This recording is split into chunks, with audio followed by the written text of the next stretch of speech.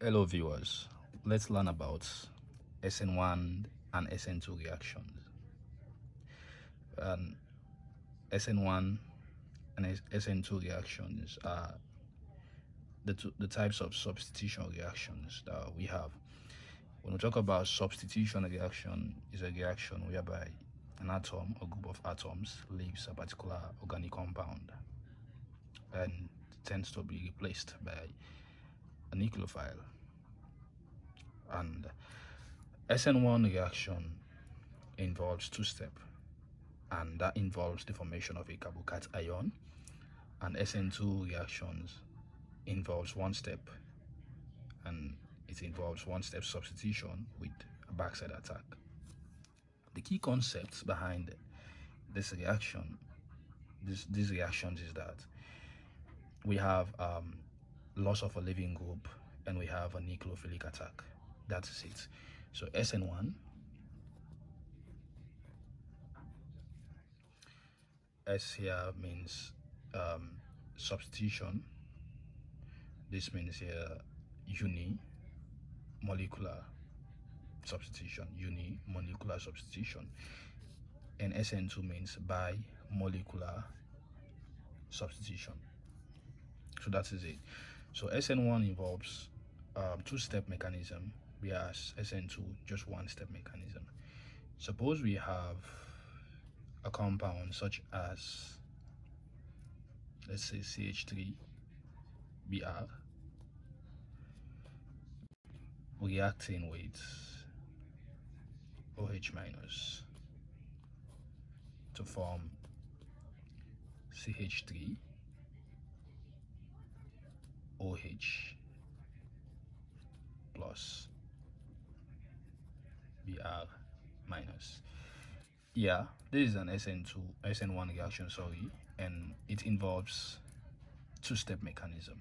Step 1, loss of a living group. Step 2, we have. So let's try to show the mechanism for this particular reaction. Let's say we have C, H, we have a wedge going backwards. That's telling us that the hydrogen is moving inside the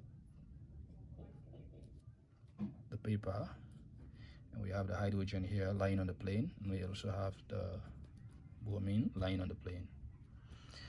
So the first thing that is happening here, we say for SN1 reaction, we have the loss of a living group. But remember, we have our solvent here, which is the OH. It is somewhere, let's say it's here. And we have our lone pairs, minus charge. So the first step is this is going to leave. We have the loss of a living group. That's this bond here is going to break. The bromine is leaving, and when it leaves, it leads to the formation of what we call a carbocation. So we still have our hydrogen here, that is, and we have our hydrogen here coming from this point, and we have this here, and we have our carbocation.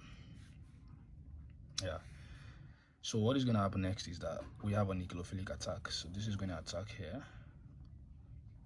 It's going to attack this part here, and that will lead to the formation of this compound here, H. What attacks this OH attacks this point. So we're going to have the OH here, and of course we have our hydrogen, and of course we have another hydrogen here. So that is it. This is a two-step mechanism. We have the loss of a living group, we have a nucleophilic attack.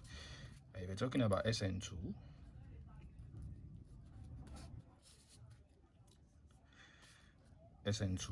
this involves just a one-step process, a single-step process, loss of a living group and nucleophilic attack. So we are using the same example for us to do the mechanism. We have a carbon, bromine, CH, another H here, and then of course another H here. So the first thing that is going to happen is that we're going to have a loss of a living group. This is going to leave. And when it leaves, then this attacks. This is what we call a backside attack. This attacks, the nucleophile attacks from the back, and it leads to the formation of this product here. We have OH. You have our hydrogen here. You have another hydrogen here.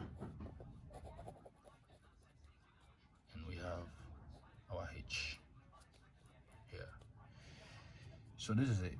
SN1 leads to the formation of a carbocation, and it's a two-step mechanism. SN2 is a one-step mechanism. We have loss of a living group and we have a nucleophilic attack that leads to the formation of this product. Thanks for watching.